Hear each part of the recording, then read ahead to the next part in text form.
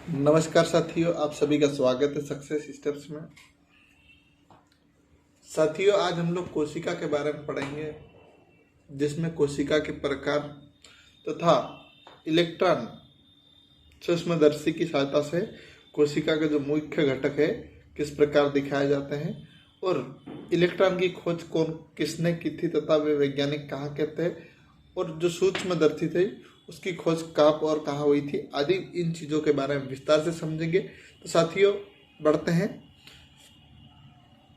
पहले हम लोग कोशिकाओं के प्रकार समझ लेते हैं। तो कोशिका यानी सेल है ना, ये वास्तविक केंद्रक की उपस्थिति या अनुपस्थिति के आधार पर कोशिकाएं दो प्रकार की होती है। वास्तविक यानी केंद्रक की उपस्थिति, जिसमें केंद्रक मजबूत होता है या फिर किसी में कमजोर होता है, तो प्रोकैरियोटिक यानी प्राचीन अज्ञ जो प्रो शब्द होता है उसका अज्ञ या प्रो कहा जाता है, जो केंद्रक को कार्यान्वयन कहा जाता है।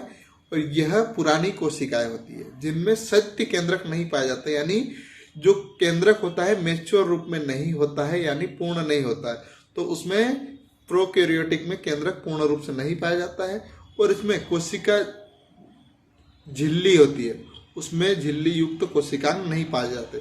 जिसमें कोशिका झिल्ली होती है वह नहीं पाई जाती है। इसी कारण इन कोशिकाओं में किसी भी जीवों का विकास नहीं हो पाता है। अब अगला क्या है, यूकैरियोटिक। यू मतलब सत्य और कैरियर मतलब केंद्रक है ना। और यूकैरियोटिक इसमें सत्य केंद्रक और झिल्ली युक्त कोशिकाएं पाए जाते हैं, जिसमें जो केंद्रक होता है वह मैच्योर फॉर्म में होता है और जो झिल्ली होती है, जो कोशिका झिल्ली होती है, वह भी एक मैच्योर होती है। यहाँ पर इसके अंतर्गत यहाँ पर मानव भी आते हैं और अन्य सारे जो जीव जंतु है वो इसके अंतर्गत आते हैं साथियों। तो इन कोशिकाओं को हम लोग विस्तार से आगे अगले टॉपिक में पढ़ेंगे, तो जुड़े रहिएगा। इनको यहाँ चर्चा करना उचित नहीं होगा क्योंकि बड़ा टॉपिक है। दोनों कोशिकाओं के प्रकार को उनको डिटेल में हम लोग पढ़ेंगे। एक हम लोग मोटे मोटे तौर पर इसे समझ रहे थे। तो प्रोकैरियोटिक और यूकैरियोटिक कोशिका के दो प्रकार होते हैं, जिसमें कौन कौन से जीव आते हैं इनको आगे हम लोग समझेंगे। इनकी अभी वर्तमान में आवश्यकता नहीं, हम लोगों को वर्तमान में सिर्फ इलेक्ट्रॉन सूक्ष्मदर्शी और इनकी खोज तथा जो कोशिका के मुख्य अंग दिखाई देते हैं इलेक्ट्रॉन से, उनको हम लोग चर्चा करेंगे। अब जो कोशिका के जो दो प्रकार होते हैं, एक तो ये प्रोकैरियोटिक यानी पुरानी कोशिका इस प्रकार से होती है जिसमें केंद्रक मैच्योर फॉर्म में नहीं होता, और यह है यूकैरियोटिक सेल। तो यह आप देख सकते हैं इनको चित्र में, एक प्रोकैरियोटिक कोशिका और यूकैरियोटिक कोशिका। साथियों, इनका यही नाम है। कोशिका के प्रकार क्या होते हैं, तो प्रोकैरियोटिक और यूकैरियोटिक है ना। उनका अर्थ वो जो हम लोगों ने समझा है एक समझने के तौर पे है। आगे हम लोग देखेंगे कोशिका की संरचना एवं कार्य, इनके बारे में समझेंगे और एक इस कोशिका को हम लोग डिटेल में पढ़ेंगे और व्यवस्थित तरीके से पढ़ने का प्रयास करेंगे। आगे जुड़ते हैं, देखते हैं। अब भाई लोग, मैंने कोशिका की संरचना पढ़ा रहा हूँ और इसमें जो मैक्सनोव और एर्नेटक रस्का का क्या काम आ गया, तो यही थे। इनको पढ़ने के बाद ही हम लोग कोशिका को पढ़ेंगे। इनके खोज के बाद ही अनेक सारी चीज़ें देखी गई कोशिका में। तो जो मैक्सनोव है और एर्नेस्ट रस्का, ये दोनों जर्मनी के थे और इन्होंने ही किसकी खोज की थी, इलेक्ट्रॉन सूक्ष्मदर्शी की 1932 में। कब की थी, 1932 में। आगे डिटेल में हम लोग चर्चा करते हैं। तो इलेक्ट्रॉन सूक्ष्मदर्शी की खोज किन किन ने की थी भाई ने, मैक्सनोव और एर्नेस्ट रस्का ने।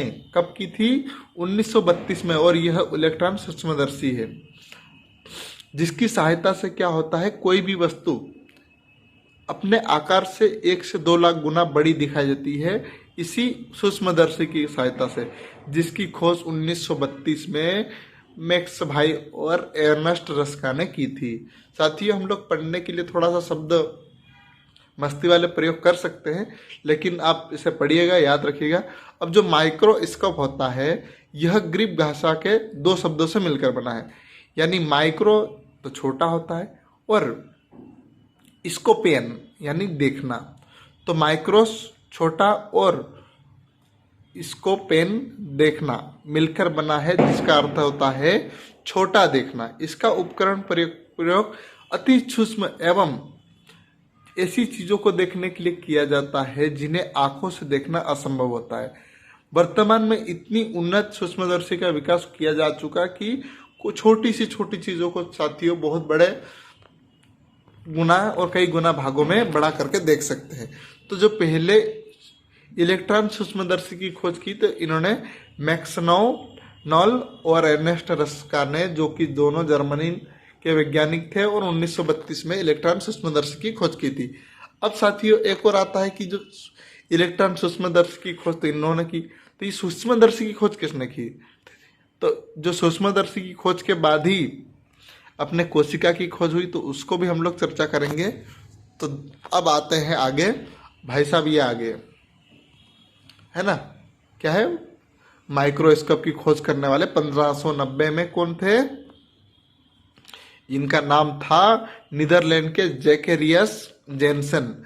भाई साहब जैकेरियस जेनसन ने, इन्होंने 1590 में पहला सूक्ष्मदर्शी की खोज की थी, जो आप देख सकते चित्र, और इसी की सहायता से इन्होंने पहली बार सूक्ष्मदर्शी की खोज की थी, यानी माइक्रोस्कोप की खोज की थी 1590 में।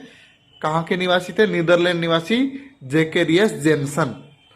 और लगभग 430 वर्ष पूर्व 1590 में नीदरलैंड के मिडिलबर्ग शहर में अपने पिता हैंस जेनसन की सहायता से इन्होंने माइक्रोस्कोप की खोज की थी।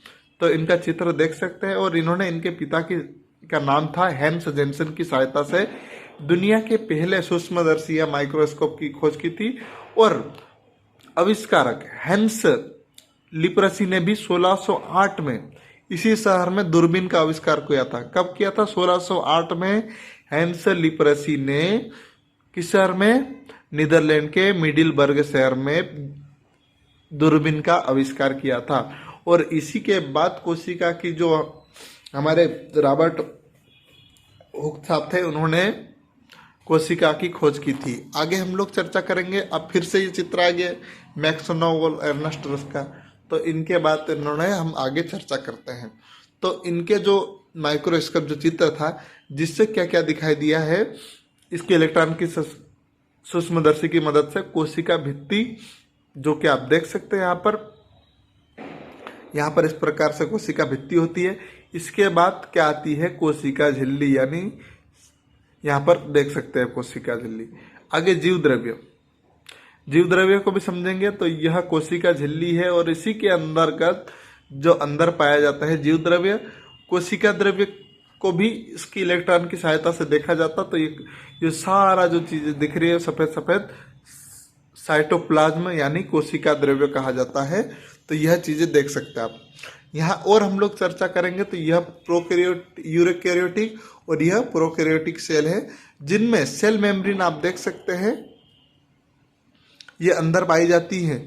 और इसी के अंतर्गत क्या पाया जाता है? इसके अंतर्गत जीव द्रव्य अंदर पाया जाता है। जो सेल वाल होती है यह बाहरी भाग में होती है, और प्रोकैरियोटिक में सेल किस प्रकार से पाई जाती है आप देख सकते हैं। और इसी के अंतर्गत अंदर आती है कोशिका झिल्ली, जो कि कोशिका भित्ति के अंदर आती है। आप इस चित्र के माध्यम से देख सकते हैं। तो यहाँ पर जो देख सकते हैं ये सेल वाल है, और इसके अंदर आती है, क्या आती है? कोशिका झिल्ली। और कोशिका झिल्ली के अंतर्गत ही जीव द्रव्य आता है। और कोशिका द्रव्य कहाँ रहता है? तो ये अंदर का संपूर्ण जेलीय चीज रहती है, यह कोशिका द्रव्य होता है। आगे हम लोग देखेंगे। तो सेल में जो सेल मेम्ब्रेन होती है, यानी कोशिका झिल्ली, इसके अंदर जो छोटा छोटा जेलीय पदार्थ होता है उसको क्या कहा जाता है? जीव द्रव्य। साथियों उम्मीद करता हूँ ये जानकारी अच्छी लगी होगी, और माइक्रोस्कोप की सहायता से ये सारी चीजें देखी जा सकती है, जिनकी खोज कब की गई थी? नाल और रस्का ने 1932 में, जर्मन वैज्ञानिक थे। इलेक्ट्रॉन सूक्ष्मदर्शी की सहायता से ये चीजें देखी जाती है। और दुनिया का पहला सूक्ष्मदर्शी खोज कब हुई थी? 1590 में नीदरलैंड निवासी को इन्होंने जैकेरियस जेनसन ने। और इसी शहर में दूरबीन का आविष्कार किसने किया था? हैंस लिप्रसी ने। कहाँ पर? मिडिलबर्ग, जो कि नीदरलैंड का शहर था। साथियों उम्मीद करता हूँ जानकारी अच्छी लगी होगी। आगे हम लोग कोशिका के भाग और प्रत्येक जो जीव द्रव्य है, कोशिका भित्ति है, कोशिका द्रव्य है, कोशिका झिल्ली, इन आदि चीज़ों के बारे में, कोशिका के अंदर पाए जाने वाले समस्त जीव द्रव्यों को हम लोग विस्तार से समझेंगे। तो धन्यवाद साथियों, वीडियो को यहीं समाप्त करते हैं। जय हिंद, जय भारत।